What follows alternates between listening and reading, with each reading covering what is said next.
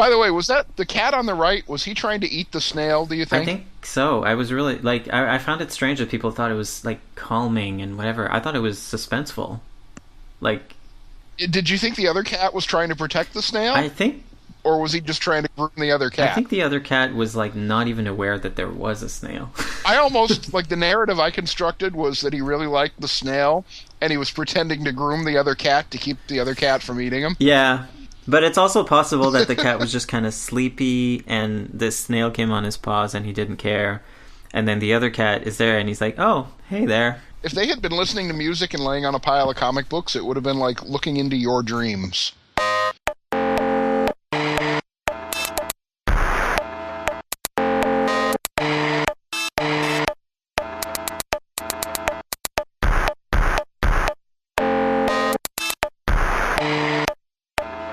Welcome to Graphic Language, the Trouble with Comics weekly podcast. I'm Alan David Doan. And I'm Yen Dusk. And here we are with the first official show number 001. Last week we did show number 000, and at least 2 or 3 people told us they liked it, Jan. Nobody has told me that they liked it, but someone told me they thought it was not boring. So I guess that's pretty close. One thing I wanted to talk about this time was there's a couple of comics that I read recently that I wanted to talk about. But before we get to that, did you have anything else, or should we just get right into it? No, let's talk about the comics you have in mind. Okay, cool. So I think these are both comics that you've read before, 2 comic books by Grant Morrison. They're actually 2 hardcover collections that I've had kind of lying around for a long time that I never got around to reading until this past week. But what I thought was interesting, although I guess not much of a surprise since it is Grant Morrison and he tends to kind of focus on the same themes, but I thought they were, they're almost kind of the same concept in a way, although 2 very different takes on that concept. Mm-hmm. So the first one of these is Joe the Barbarian, which is a miniseries that he did with Sean Murphy on art, published on Vertigo. Both of them are published on Vertigo, actually. Well, you really threw me because I know what the other one is, and apparently we're not going chronologically. Yeah, I guess we're not. I was going in the order that I read them rather than the chronological order. Okay, that's fine. I don't think it makes a difference. It's not like they're, necessarily interconnected. No. But yeah, Joe the Barbarian is the more recent of the 2. And the other one, I guess I should mention it right away, is Flex Mentallo, the 4-issue miniseries that he did with Frank Quitely. Do you remember what year that came out? Well, it was a spin-off of his Doom Patrol stuff. Yeah. I don't remember exactly, but I'm going to guess around 94. Yeah. Mid-90s. And then there was some kind of like problem with the ownership, the rights of it, so that kept it from being republished. Right, because it was based on the character Flex is based on the one of those weightlifters that used to advertise in the comics. And I guess he objected to it, or I don't really remember. There must have been some kind of a settlement, or he must have gotten a piece of the pie or something. It's the whole element of the hero of the beach and all the posing and everything that comes from like the old the comic book ads. The incident that made a man out of Billy or whoever he was with the kick in the sand in the face. That ad. No. Okay. Well, that basically that the whole character and the whole the idea of the character comes from this ad that first appeared in comics probably in the 50s or early 60s, and this weightlifter guy Charles Atlas, maybe it was Charles Atlas, but yeah, it was quite a few years before DC, however it was that they managed to do it, finally got it back into print. Mm-hmm. I was looking at the first issue of Flex earlier today, and there's a lot of references to all the old ads in the comics, all the goofy, weird stuff that used to order by mail order. So I think that, it definitely kind of tied into that whole idea that I think Morrison probably was intrigued by the concept that even the ads had kind of a they were part of the entertainment experience of reading a comic. Now, are you looking at the actual single issue of it, or do you have the collection? The hardcover, yeah. Because I was wondering, I was only sort of vaguely aware. I knew that this was based on an actual character that appeared in ads. I'm not really that familiar with the ad itself, and I knew there was some kind of like dispute there in terms of ownership of the character. But while I was reading it, like I definitely thought it was like I was wondering if there was anything different about the way that the single issues were published, like if there was any kind of additional material in there.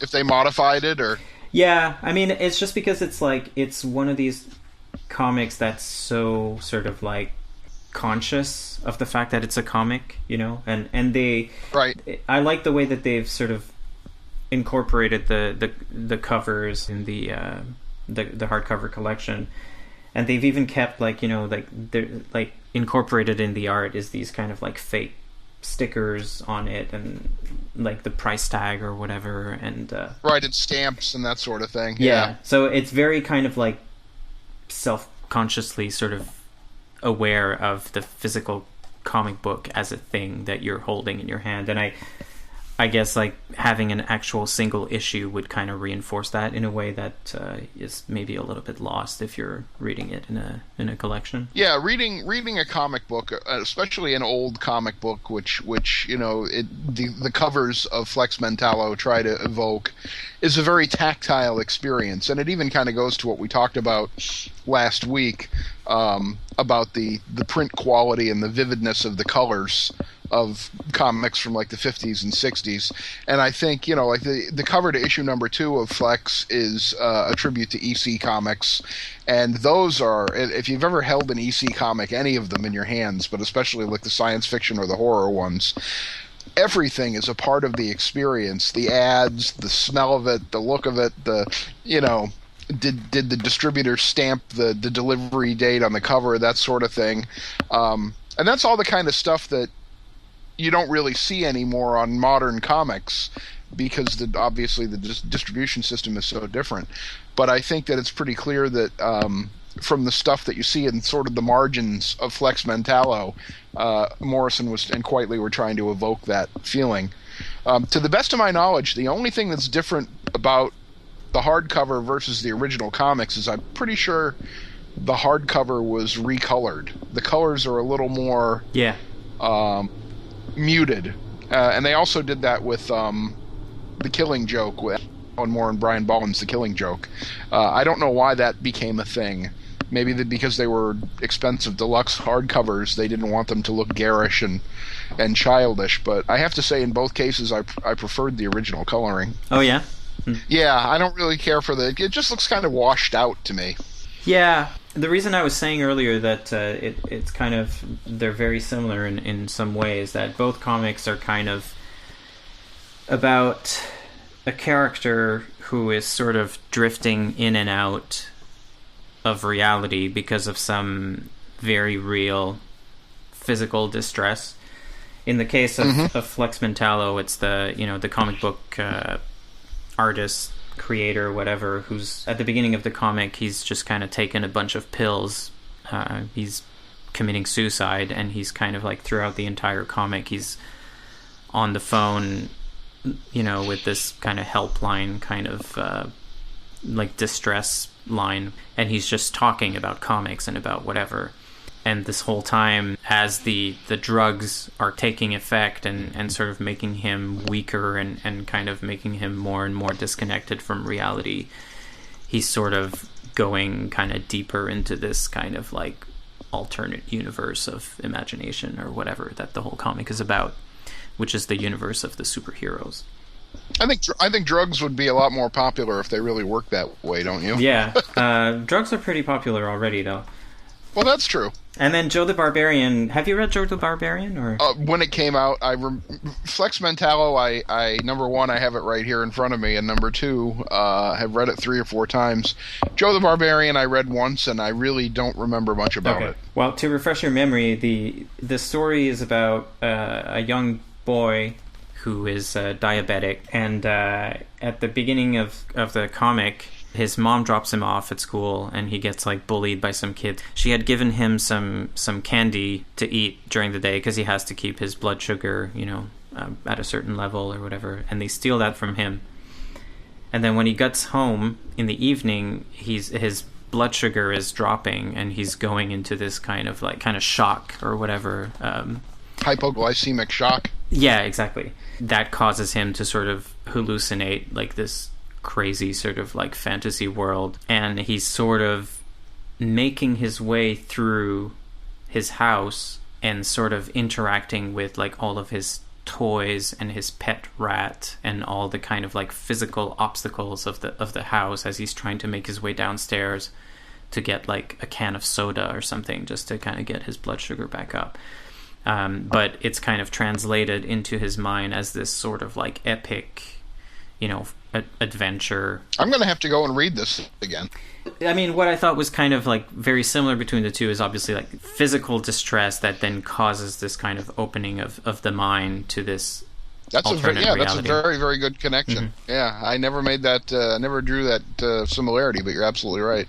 And I mean, they're pretty different books. Aside from that, I mean, I guess that's kind of somewhat where the similarities end. Joe the Barbarian is a lot longer for one thing. I think it's like eight issues maybe, and it feels a little bit more kind of aimless too, I would say. One thing that Joe the Barbarian does really well is in the first issue there's this whole kind of like silent sequence where he just kind of walks through the house to get to his bedroom, which is in the attic, and that's like several pages of no dialogue of him just kind of walking through the house, and that sort of like establishes the physical environment very, very clearly, which he then makes his way back through in reverse over the next issues. And each kind of like room or area of the house that he makes his way through becomes kind of like a different, landscape or world or whatever. So we see the layout of the actual house, and then that gets translated into this hallucinatory environment. Yeah, exactly. Just in terms of like story, like I feel like there's not really that much story to it because it's basically just that, like, I mean, like all of the epic stuff that's happening in the fantasy world is always very clearly tied back to the reality, and you're very kind of aware of how unreal it is, I suppose, like, because it's like there's always these kind of shots that are back in our world where you see that it's like, oh, it's like a toy soldier, like a plastic thing that's lying on the ground. Or is he going through this hypoglycemic incident all the way through the book? Yeah, the series, the entire thing is just that. Okay. Like it takes him like 8 issues to kind of make his way downstairs, and finally like his mom gets home or whatever. Like at the end there's this kind of thing that hints that maybe it's more than just a kind of hallucination. There might have been some truth to it, but it's still kind of like basically that's a story in a nutshell. Like it does kind of feel like the stakes are very kind of small in a way, because it's just like, I mean, they're epic for this one kid's life because he's potentially dying, but it's not as much of a sort of like the whole world is collapsing and I need to save it kind of thing. I mean, yes, that's happening, but it's this fantasy world that's collapsing. It's not our physical reality that is in danger. You make me wonder about the book itself, and I think now that I think back, I think I may have read 1 or 2 issues and not been grabbed by it and didn't finish it. I have to say, especially these days, anytime I have a new comic in my hand, whether it's a review copy that somebody sends me or I look at it in the store, I have a hard time committing to reading even the first one full issue if I can't at least get a sense of why does this need to exist in the world. Because there are so many stories that have already been told and told well in comics that I feel like at this late date there really has to be a reason for it, and it doesn't sound like that's a question that Joe the Barbarian would answer for me.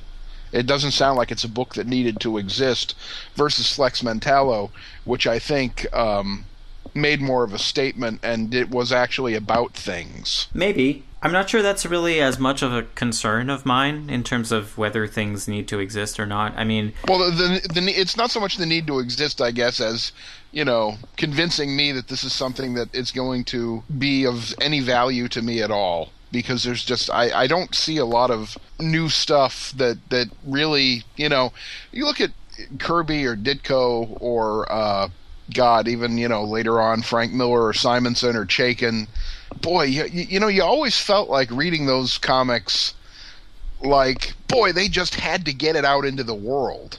There was so much shit in their heads, so many stories that were just screaming to be told. Mm-hmm. And then from what you're describing of Joe the Barbarian, it just sounds like, maybe Morrison had low blood sugar one day and he's like, hey, I bet I could get 8 issues out of that.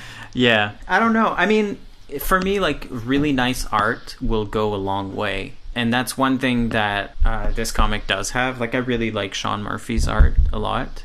And I find kind of like, even with sort of a compelling enough story that's maybe not that earth-shattering in terms of what it actually has to say, just as a showcase for Sean Murphy's art, I find it pleasant enough that I'll kind of, I'll be willing to read the whole thing and take it for what it is. But it's certainly not a comic that will kind of stay with me as a memorable, I guess, experience or whatever reading it. Yeah, it doesn't sound like one you're going to pull off the shelf every couple of years and go, I got to reread this again because I bet there's stuff I didn't get out of it the first time. Yeah, whereas Flex Mentallo, I mean, the moment that I finished it, which was today, actually, this morning on the bus, I was, like, immediately kind of, like, thinking, like, wow, I wonder if I have time to sort of read this a second time before the podcast, because I feel like I've only really, I've only kind of absorbed, like, a small fraction of what it actually has to say. And I'm sure that's true. I'm sure when you go back and you reread it, you're going to find, and every comic doesn't have to be that deep and that complex and that, earth-shattering. But boy, when you find the ones that are, it's a nice thing to have. Yeah. Those are generally the ones that stay on my bookshelf, through time, no matter what. They're the ones that I'm going to grab if the house is burning down. Mm-hmm. Like, the thing about Flex Mentallo is that, like, I guess it's really kind of trippy and weird and like, the concepts are a lot more kind of out there, I guess, than just kind of, like, slipping in and out of this kind of fantasy world. There's a lot more going on to it. But even just, like, boiling it all down to just the character of Flex Mentallo, like, he's a weird character. Like, I don't even really understand what his power is. Like, this muscle mystery power of his. He's the man of muscle mystery, yes. Like, he explains it right in the first issue. He explains what it does with the tendons and the... Yeah, but it's not clear. I mean, he explains it, but it's like, what? It's like, there's this, like, halo of, like, beach, whatever it's called, Hero of the Beach. Hero of the Beach. Yeah. Yes. It's kind of amazing, but, like, I like how sort of, Grant Morrison can just kind of take a concept that's, like, this kind of abstract and never... I mean, did you feel like it was fully explained, like you actually understood how it works? Well, no, I really think that it's a meta-commentary on the whole idea of superpowers in themselves. Yeah. In that it's just hand-waving it away. He's from Krypton, therefore, he got injected with, some weird radioactive isotope, therefore he can do this, Sure, but, like, even with Superman or whatever, like, his powers, like, it's not clear how they work, but you still, like, you understand what they are, right? Like, he's got, like, super strength, he can fly or whatever. True, but in this case, he just kind of flexes, and then stuff happens. Like, I don't know. And hijinks ensue. Yeah. Well, yeah, I think it's taking it to the absolute most extreme, ridiculous degree. But I really think that it is kind of the same thing, because while it's easy to say you understand what Superman's powers are, that's a very different statement if you were to pluck people from 1939, 1947, 1958, 1972... You know what I mean? I mean, when you look at over time, I always remember there was an episode of the George Reeves Superman TV series where suddenly we found out he had the power to split into two people. I remember vividly in the 1970s there was an issue of Superman, and this was to be a paradigm-shifting revelation. This issue was meant to explain something that people had wondered about for 30 or 40 years. There was an issue. It was, I believe, drawn by Kurt Swan, and it was finally and it was written by somebody like Bob Razakis or E. Nelson Bridewell or one of those 1970s DC guys. It was finally explained that Clark Kent's glasses, the lenses in Clark Kent's glasses, were cut from the glass window of the spaceship that Baby Kal-El rocketed to Earth in, okay? Uh-huh. And when he wore those glasses and looked you in the eye, Lois Lane, Jimmy Olsen, it made Clark Kent look weaker and frailer and shorter than Superman. So the glasses were actually like this deceptive, almost like super hypnosis as a result of him wearing those glasses. The next month, it was completely forgotten about. Yeah. It was like immediately retconned out of existence. So what I'm saying is, to say you don't really understand what Flex Mentallo's powers are or how they work, that's every superhero. Where do you think Flex Mentallo kind of stands in the Grant Morrison oeuvre? That's an interesting question, and I don't know how much you and I have talked about Morrison. Some of his works I hold in enormous regard, and I think they're some of the best comics ever, and some of it not so much. And I always feel like there's this sort of rivalry that Morrison continually sort of tries to churn between himself and Alan Moore, and I think that there's a part of him that really has this axe to grind and really feels, I think he's very arrogant, and I think that he really believes that he's a better writer than Alan Moore, but at the same time I think that he's somewhat insecure and doubtful. But the result is that I think sometimes Morrison really brings his A game. Like, I think Marvel Boy, that 6-issue, was 5 issues or 6-issue miniseries he did around 2000, 2001 with J.G. Jones, I think that's one of the best Marvel comics ever. I thought it was such a brilliant exploration of the concepts of the Marvel Universe and the implications of everything, and it was such a culmination of everything that had happened in the Marvel Universe up until that point, and I thought that it really pointed the way to some great things. And then, unfortunately, Morrison left Marvel, and nothing really came of it after that. Mm-hmm. But that series, I think, just is fantastic. As far as where Flex Mentallo stands, I think with Grant Morrison, you've got the stuff that he's done with Frank Quitely, and then you've got everything else. Because a lot of times, stuff that probably would be top shelf Morrison material, you were talking earlier about how you'll forgive a lot for nice artwork, and whether it's All-Star Superman or Flex Mentallo or some of the other stuff that Morrison has done with when he has one artist, when he's working with one artist, I think you get, I don't know, for me, I feel more strongly about it than when it's something like New X-Men where you have a different artist every 5 or 6 issues. But I think Flex Mentallo, if you're gonna make a top 10 list of Grant Morrison works, it's got to be somewhere around number 4 or 5. I think it's a book that really addresses well. You mentioned that he kind of examines the same themes over and over again, and that's something he shares with Alan Moore. Moore does the same thing, and I don't think there's anything wrong with that. I think a lot of our greatest artists, not just in comics but in all art, often do explore the same themes from different angles, or sometimes even the same angle.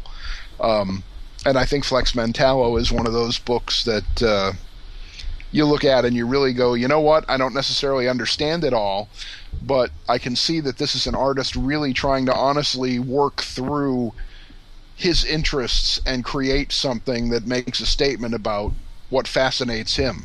And that's, boy, I'll tell you, at the end of the day, there's not much more in comics or any other art form that grabs me than that. Mm-hmm. That's what I want out of my entertainment. It's what I want out of my art.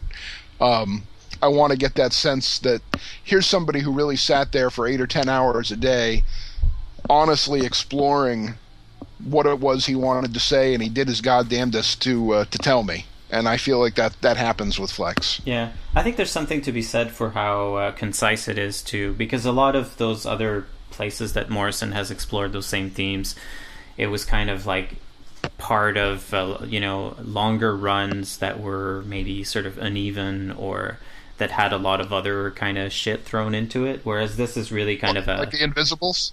Yeah. Yeah, the Invisibles was a real frustrating book because there were parts of it that felt so focused, and you really felt like you were right there in the groove with him, and then, man, it would take a left turn, and you were like, wow. And then on top of that, you also had a lot of artwork that was not that great either. Mm-hmm. Yeah, whereas this is like kind of, 4 issues, it takes place in a relatively short period of time, and it's just kind of like, it tells the whole story. Like, it's really packed with a lot of stuff in those 4 issues. Yeah, I think it's probably just about the perfect example of a Grant Morrison comic book. That this, if you're trying to explain to somebody who has no idea what Grant Morrison has done or who he is, if you want to explain to them his fascination with mythology and with mythical super beings, if you want to explain to him the metatextual ICU aspect of it, and if you want to explain to them, even if you want to explain the I don't want to say negative, but the sort of the aspects of his ego and his arrogance, because I think you see some of that in it too. I think that I mean, I don't know about you. I take the comic book creator Sage that we see, overdosing on drugs and laying on the floor and talking on the phone. I kind of take that character as an avatar for Morrison. Do you? Oh yeah, of course. I mean, yeah. He's got one in almost every one of his books up to a certain point. I mean, what about you? I mean, what do you like better than Flex Mentallo? Are there books by Morrison that you think are better or get his talent across better? Well, I don't think I've read as much as you have. Have you read Marvel Boy? No, I didn't read that. Oh, you got 2 things. A, you have to read it. B, we have to talk about it. Yeah, sure. I think like my favorite Grant Morrison at the moment is probably still All-Star Superman, even though like I know not everybody likes that book. I think it's a wonderful exploration of his. I mean, I see it as an exploration of the Superman mythos, and I think it fits in with what Morrison had to say about the character when he was writing Justice League, and any other Superman stuff that he's written. I think it was terrific. Yeah. I don't remember vividly everything about the 12 issues, but the one thing that I will never forget is the feeling of that issue where Clark Kent goes to talk to Lex Luthor in prison. Yeah. Yeah. That issue, I think, was one of the most brilliant things Morrison has ever written. It was so clever and had so many levels that you could enjoy it on. I mean, that issue alone should have won awards. It was genius. And again, I say this as somebody who is frequently critical of Morrison. I think he's far from a perfect writer, and I think that he has feet of clay in his sort of dialogue back and forth with the world. But boy, when he knocks it out of the park, he absolutely knocks it out of the park. And I'll never. I probably think about that Lex Luthor in prison issue at least once a month. Wow. So this has been the Grant Morrison issue, the episode so far. I don't know. Did you want to talk about anything else? Well, originally we had talking about sort of the comics news of the week. Has there been any big comics news this week? To be honest, I have not. I haven't really been paying attention. The only comic news that I've sort of been excited about recently was the announcement of the Black Panther title. Right. Yeah. And I'm curious about that because this is not the first time that a prominent African American has been tapped to write that character. And, I really wonder, is it going to make a difference? And I think that in this case, Coates may be a big enough name and may have a big enough reach that maybe what he does will make its mark. Just yesterday, I was hanging out with a friend of mine who doesn't read comics. But, we were just talking about various issues of representation in the media in general, and I mentioned to him that there was a Black Panther comic that was announced, and he knew about it. Like, he had heard of it. He was excited about the fact that it existed because he's familiar with Coates's work, and so it is making a bit of an impact, I guess, outside of I think that's great. I'm a big believer in the canary in the coal mine and those sort of early leading economic indicators or leading indicators. And if people are already talking about it and it's made the news and people that don't even think about comics are aware of it, that's got to be a good sign. And I don't really see that like with the Muslim Ms. Marvel. Do you? I mean, that seems to be, there's a dividing line there. Like, I don't know that people that aren't interested in comics are even aware that that's a thing. I don't know. I mean, just based on like sort of the reactions I've seen like on Tumblr, it definitely seems to have found an audience. And the thing is, like, maybe the reason that you're not as aware of it is I think it's like it's a very young and mostly female audience also that it's found. Okay. I think and that's good. That's the audience that it should attract. Oh, absolutely. Yeah.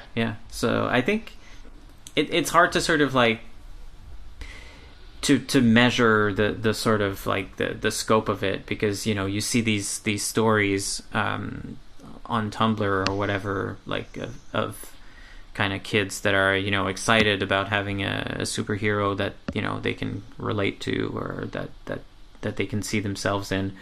And and it's, you know, it's always great to see those, but it's hard to kind of gauge whether that's just like a small, tiny portion of the population that, you know, gets amplified through social media, or if it's actually representative of the fact that there's lots of people out there who discover it. But speaking of scope, I did read a story earlier today that I think is worth talking about just briefly, and I want to kind of get your take on it.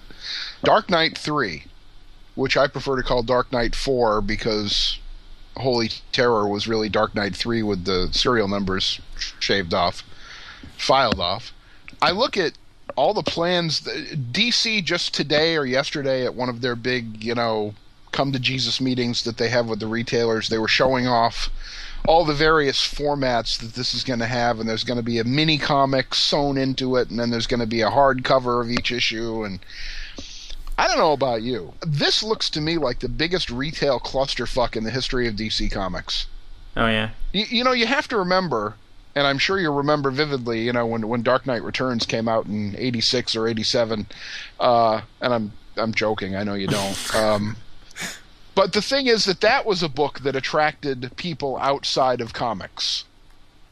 The trade dress of it, the design, the way it felt in your hand, everything about the original 4 issues of The Dark Knight Returns said, this is not a comic book. This is something new and something different, and it was. And it seemed really portentous and important. Ultimately, I think it was it distorted things for forever. But the people who had never bought a comic book in their life bought that book. I look at that announcement and DC talking about all the different formats that it's going to be. Every issue is going to be available in 2 or 3 different formats, and then there's going to be a big slipcased edition of some kind where all the books fit in the slipcase. I have a real hard time imagining that there's more than a couple thousand hardcore, diehard Frank Miller fans who haven't been disillusioned by all the crap that he's turned out in the last 15 or 20 years, who are going to pony up the money for all of this overpriced junk. And the book is not going to be any good. It has a terrible creative group of people involved with it. I mean, they're all varying levels of hacks, with the exception of Klaus Janson. You know, Azzarello is somebody who, other than 100 Bullets, I don't think has written a lot of good comics. Kubert is an adequate talent at best, and Frank Miller has completely flown off the rails decades ago at this point. It just seems like the absolute hubris of right out of the gate expecting the marketplace to know how to respond to there being 2 or 3 different formats of each issue as it comes out. Are they coming out like simultaneously or what? I think it's got, like, number 1 will come out and with a mini comic sewn into it, and then the mini comic is going to come out like as a full size issue like a week or a month later, and then there's going to be like a hardcover version of it, and then the second issue is going to come out. That's, I can't even think of a comic. I have made it a point in the last 20 years or so to know all of the comic shop owners in my area and to really pick their brains. I mean, I've published interviews with them online because I'm fascinated by comics retailing.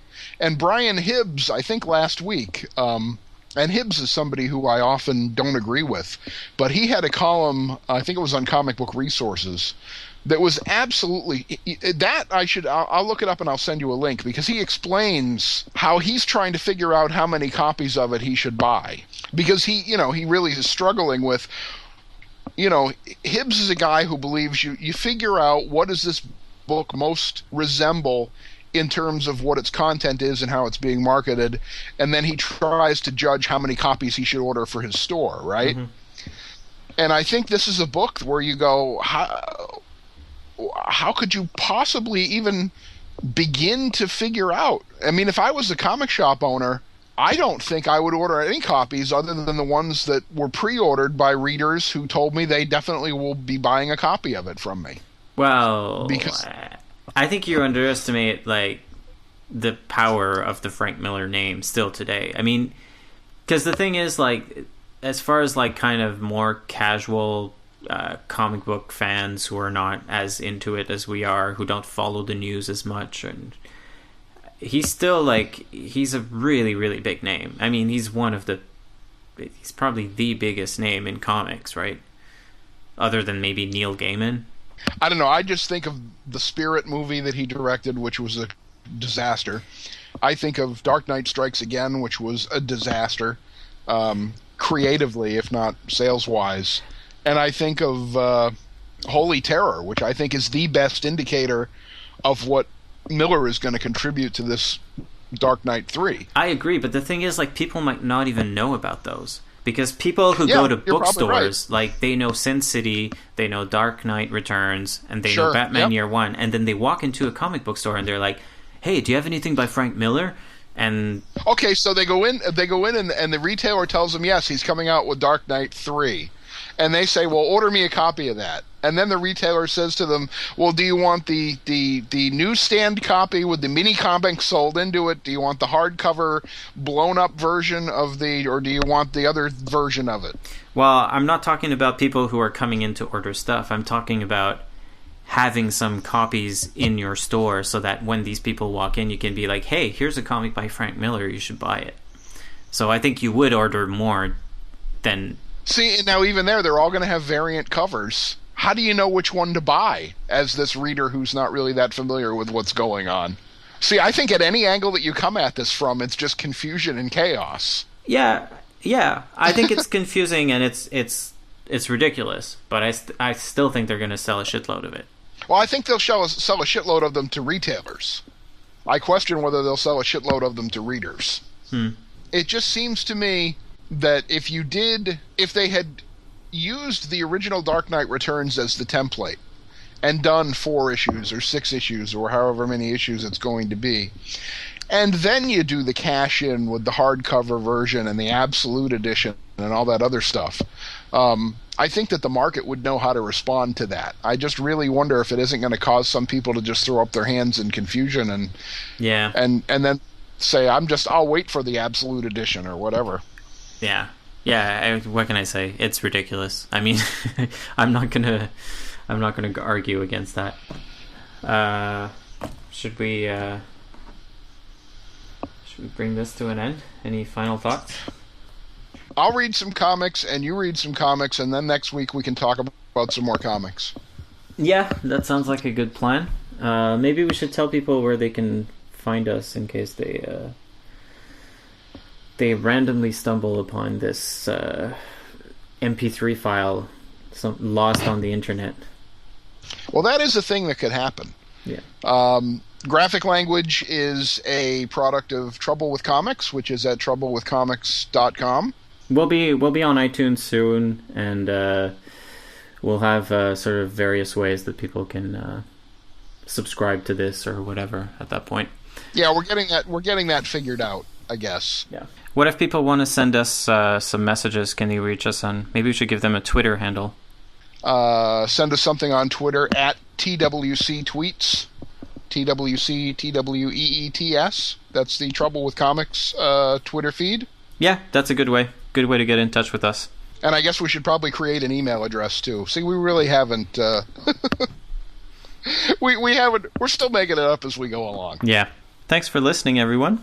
And we'll see you next week.